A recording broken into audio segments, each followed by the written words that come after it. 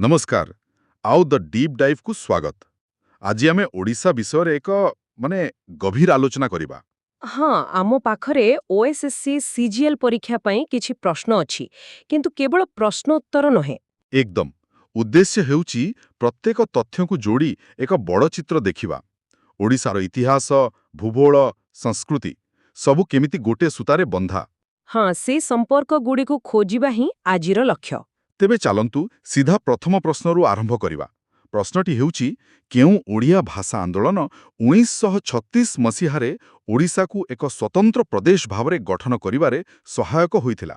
ଆଉ ବିକଳ୍ପଗୁଡ଼ିକ ହେଲା हाँ विकल्पगुड़िक हेला ए उत्कल सम्मेलनी, बी सत्यवादी आंदोलन, सी असहयोग आंदोलन आउ डी भारत छाड़ो आंदोलन। ଏହାର ଉତ୍ତର ମାନେ ସ୍ପଷ୍ଟ ଭାବରେ ଏ ଉତ୍କଳ ସମ୍ମିଳନୀ। हाँ किंतु एहा पछर कहानीटा बहुत मजादार। सेतेबेले ओडिशा बोली किछि नथिला, ठीक तो? ଏକଦମ ନଥିଲା। ଓଡ଼ିଆ କହୁଥିବା ଲୋକମାନେ ଆଉ ସେମାନଙ୍କ ଅଞ୍ଚଳ ସବୁ ଛିନ୍ନ ଛିତ୍ର ଗୋଇ ପଡ଼ିଥିଲା। କିଛି ବଙ୍ଗାଳରେ, କିଛି ବିହାରରେ, କିଛି ମେଡ୍ରାସ ପ୍ରେସିଡେନ୍ସିରେ। और केंद्रीय प्रदेश रे मध्य एहा केवल एक प्रशासनिक समस्या नथिला, एहा परिचयर संकट थिला। ଠିକ୍ କହିଲେ। ଆଉ ସେଇଠୁ 1903 ମସିହାରେ ଉତ୍କଳ ସମ୍ମିଳନୀ ଗଠନ ହେଲା। ଏହାର ମୂଳ ଲକ୍ଷ୍ୟ ହିଁ ଥିଲା ସବୁ ଓଡ଼ିଆ ଭାଷାଭାଷୀ ଅଞ୍ଚଳକୁ ଏକାଠି କରିବା। एही आंदोलनर नेतृत्व नेइथिले उत्कल गौरव मधुसूदन दास। ହଁ ତାଙ୍କର ଦୂରଦୃଷ୍ଟି ଅତୁଳନୀୟ ଥିଲା। ଆଉ ଏହି ଦୀର୍ଘ ସଂଗ୍ରାମର ଫଳ ମିଳିଲା 1 ଏପ୍ରିଲ 1936ରେ। ଯେତେବେଳେ ଓଡ଼ିଶା ଭାରତର ପ୍ରଥମ ଭାଷାଭିତ୍ତିକ ରାଜ୍ୟ ଭାବରେ ଗଠିତ ହେଲା, ଏଟା ବହୁତ ବଡ଼ କଥା। ନିଶ୍ଚିତ। ଆଚ୍ଛା, ତେବେ ରାଜ୍ୟ ତ ଗଠନ ହେଲା। ହଁ ଏବେ ଏହାର ଭୂଗୋଳକୁ ଆସିବା। ହଁ ଆମର ଦ୍ୱିତୀୟ ପ୍ରଶ୍ନ ସେଇଆ। କ୍ଷେତ୍ରଫଳ ଅନୁଯାୟୀ ଓଡ଼ିଶାର ସବୁଠାରୁ ବଡ଼ ଜିଲ୍ଲା କେଉଁଟି? ବିକଳ୍ପଗୁଡ଼ିକ ହେଲା ଏ କୋରାପୁଟ, ବି ସୁନ୍ଦରଗଡ଼, ସି ମୟୂରଭଞ୍ଜ ଏବଂ ଡି କଳାହାଣ୍ଡି। ଏହାର ଉତ୍ତର ହେଉଛି ସି ମୟୂରଭଞ୍ଜ। କିନ୍ତୁ ଏଠି ଗୋଟେ କଥା ଅଛି। କ'ଣ? ଦେଖନ୍ତୁ, ମୟୂରଭଞ୍ଜ କେବଳ ଏକ ବଡ଼ ଜିଲ୍ଲା ନୁହେଁ। ଏହାର ବିଶାଳ ଆକାର ପାଇଁ ହିଁ ଶିମିଳିପାଳ ଭଳି ଏକ ଜୈବମଣ୍ଡଳ ସେଠାରେ ସମ୍ଭବ ହୋଇପାରିଛି। ହଁ ଘଞ୍ଚ ଜଙ୍ଗଲ, ବାଘ, ହାତୀ। ଏକଦମ। ଆଉ ଏକ ବଡ଼ ଆଦିବାସୀ ଜନସଂଖ୍ୟା ମଧ୍ୟ। ତ ଭୂଗୋଳ କେମିତି ପରିବେଶ ଆଉ ସଂସ୍କୃତିକୁ ପ୍ରଭାବିତ କରେ, ଏଇଟା ତାର ଗୋଟେ ଭଲ ଉଦାହରଣ। ଏଠାରେ ପରୀକ୍ଷା ପାଇଁ ଗୋଟେ ଟ୍ରାପ୍ ଅଛି, ନୁହେଁ କି? ମୟୂରଭଞ୍ଜ ବନାମ ଗଞ୍ଜାମ। ହଁ ଏଇଟା ବହୁତ ଗୁରୁତ୍ୱପୂର୍ଣ୍ଣ। କ୍ଷେତ୍ରଫଳରେ ମୟୂରଭଞ୍ଜ ବଡ଼। କିନ୍ତୁ ଜନସଂଖ୍ୟାରେ ଗଞ୍ଜାମ ସବୁଠୁ ବଡ଼। ଠିକ୍। ଏହି ଦୁଇଟି ତଥ୍ୟକୁ ମନେ ରଖିବା ଦରକାର। ଆଚ୍ଛା, ତୃତୀୟ ପ୍ରଶ୍ନକୁ ଯିବା। ଏହା କୃଷି ସହ ଜଡ଼ିତ।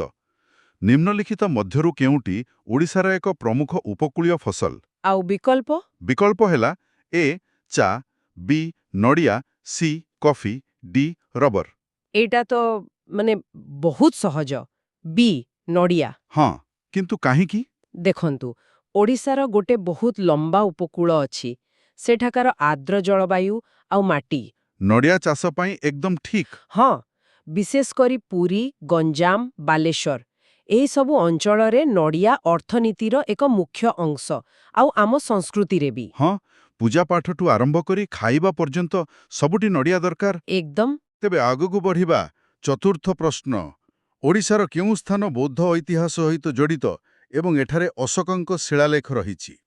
ବିକଳ୍ପଗୁଡ଼ିକ ହେଲା ଏ ରତ୍ନଗିରି, ବି ଲଳିତଗିରି, ସି ଧଉଳି, ଡି ଉଦୟଗିରି। ଏଠି ପ୍ରଶ୍ନର ଦ୍ୱିତୀୟ ଭାଗଟା ବହୁତ ଗୁରୁତ୍ୱପୂର୍ଣ୍ଣ। ଅଶୋକଙ୍କ ଶିଳାଲେଖ। ହଁ କାରଣ ଏ ସବୁଗୁଡ଼ିକ ତ ବୌଦ୍ଧ ସ୍ଥଳ। ଠିକ୍ ଅଛି, କିନ୍ତୁ ଅଶୋକଙ୍କର ଶିଳାଲେଖ କେବଳ ଧଉଳିରେ ଅଛି। ତେଣୁ ସଠିକ୍ ଉତ୍ତର ହେଉଛି ସି ଧଉଳି।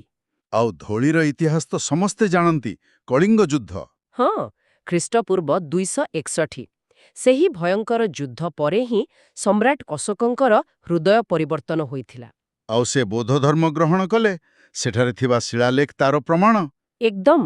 ରତ୍ନଗିରି, ଲଳିତଗିରି ପରବର୍ତ୍ତୀ ସମୟରେ ବଡ଼ ବଡ଼ ବୌଦ୍ଧ ବିହାର ଥିଲା, କିନ୍ତୁ ଧଉଳି ସେହି ପରିବର୍ତ୍ତନର ଆରମ୍ଭସ୍ଥଳ। ଆଚ୍ଛା, ପରବର୍ତ୍ତୀ ପ୍ରଶ୍ନକୁ ଆସିବା। ଏହା ପର୍ବପର୍ବାଣୀ ବିଷୟରେ।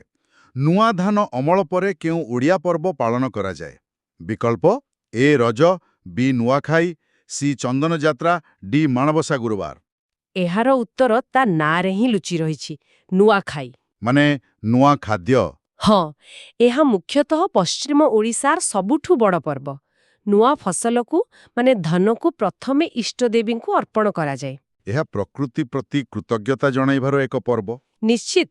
ଆଉ ଏହା ସାମାଜିକ ଏକତାର ମଧ୍ୟ ପ୍ରତୀକ। ସମସ୍ତେ ଏକାଠି ହୁଅନ୍ତି। ଗୋଟେ ମଜା କଥା ହେଲା, କୁହାଯାଏ ପାରମ୍ପରିକ ଭାବେ ଏହା ମକା ସହ ଜଡ଼ିତ ଥିଲା। ହଁ, କିନ୍ତୁ ଧୀରେ ଧୀରେ ଫସଲ ବଦଳିବା ସହ ଧାନ ମୁଖ୍ୟ ହୋଇଗଲା। ଠିକ୍। ଆଚ୍ଛା, ଷଷ୍ଠ ପ୍ରଶ୍ନ। ଓଡ଼ିଶାର କେଉଁ ନଦୀ ତ୍ରିକୋଣଭୂମି ସୃଷ୍ଟି ନ କରି ସିଧାସଳଖ ବଙ୍ଗୋପସାଗରରେ ମିଶିଥାଏ? ଏଟା ଟିକେ କଷ୍ଟକର। ଦେଖନ୍ତୁ, ବିକଳ୍ପଗୁଡ଼ିକ କ'ଣ? ଏ ମହାନଦୀ, ବି ବ୍ରାହ୍ମଣୀ, ସି ବୈତରଣୀ, ଡି ଋଷିକୁଲ୍ୟା। ଦେଖନ୍ତୁ, ମହାନଦୀ, ବ୍ରାହ୍ମଣୀ, ବୈତରଣୀ ଏସବୁ ବଡ଼ ନଦୀ। ବହୁତ ପଟୁମାଟି ବୋହି ଆଣନ୍ତି ଆଉ ବଡ଼ ବଡ଼ ତ୍ରିକୋଣଭୂମି ବା ଡେଲ୍ଟା ତିଆରି କରନ୍ତି। କିନ୍ତୁ ଋଷିକୁଲ୍ୟା? ହଁ, ଋଷିକୁଲ୍ୟା ପୂର୍ବଘାଟ ପର୍ବତମାଳାରୁ ବାହାରି ସିଧା ସମୁଦ୍ରରେ ମିଶେ। ତାର ଯାତ୍ରାପଥ ଛୋଟ, ତେଣୁ ସଠିକ୍ ଉତ୍ତର ହେଉଛି ଡି ଋଷିକୁଲ୍ୟା।